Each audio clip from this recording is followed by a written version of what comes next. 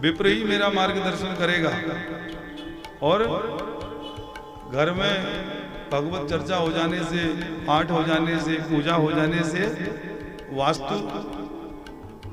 वास्तु देवता भी प्रसन्न हो जाएगा, स्थान देवता भी प्रसन्न हो जाएगा, ग्राम देवता भी प्रसन्न हो जाएगा। और भागवत चर्चा हो गई तो फिर कहने ही क्या, सर्वेभ्यो देवेभ्यो नमः, सर्वेभ्यो तीर्थेभ्यो नमः। फिर तो उस स्थान पर सभी तीर्थ, सभी सरिताएं, सारे समुद्र, वेद उपनिषद ग्रंथ सब मूर्तिमान होकर के विराजमान हो जाते हैं। फिर तो वो त्रिवेणी बन जाता है।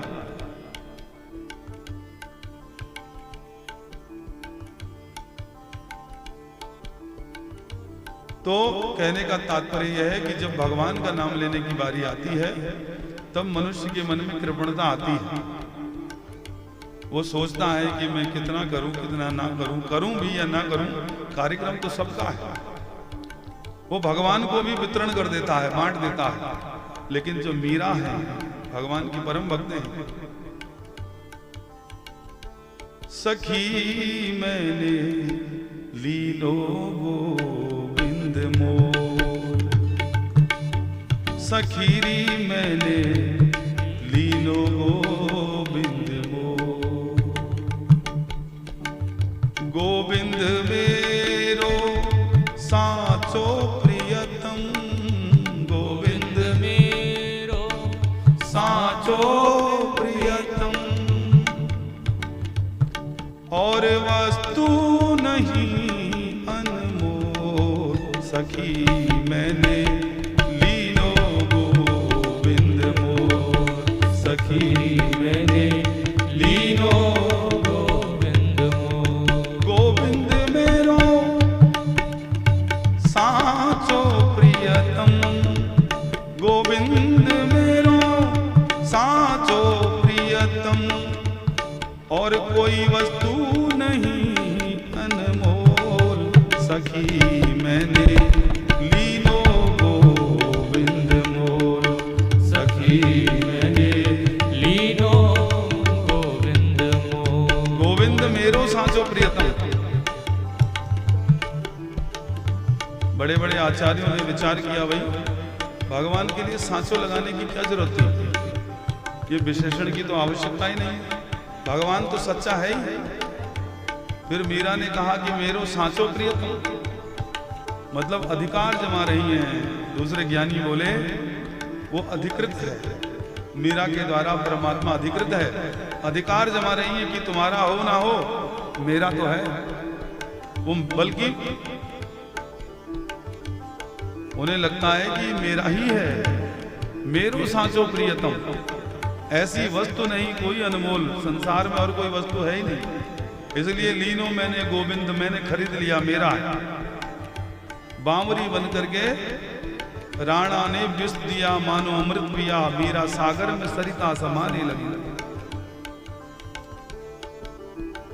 राणा जी विष लेकर के आए, बोलने लगे ये कृष्ण का, जिसे तुम कृष्ण कृष्ण कह रही हो, उसके चरणों का चरणामृत है, लो पी लो।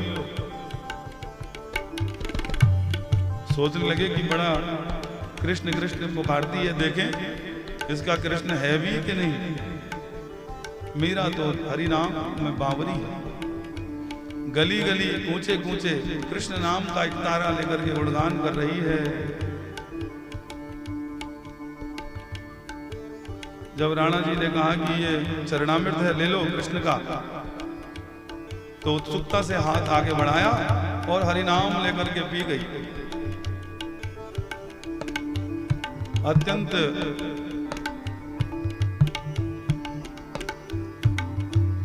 घातक विष है जो दिया है मीरा को। मीरा ने विष पिया, मानो अमृत किया।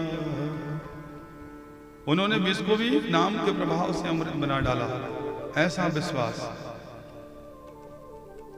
कह रहे हैं कि गोविंद मेरा है, तो ऐसा भाव